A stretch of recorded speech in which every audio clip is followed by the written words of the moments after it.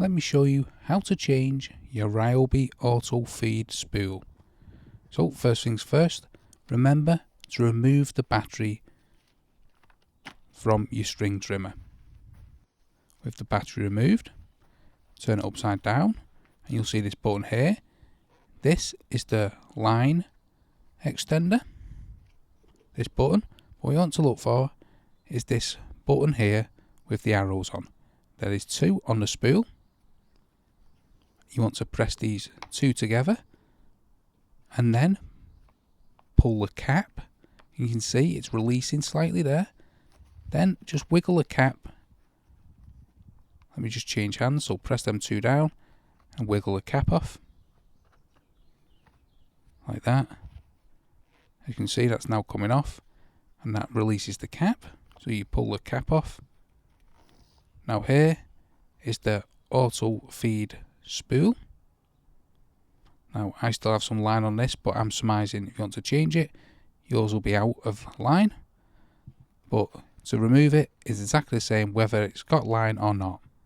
I have a spare spool here to add.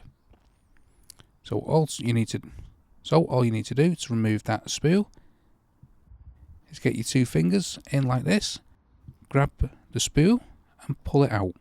It should auto release. There you go, we've now removed that. So let's get our replacement spool.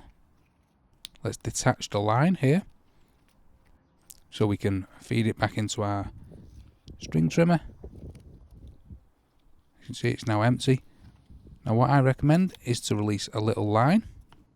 Now all we need to do to add our auto feed spool is feed the line through the hole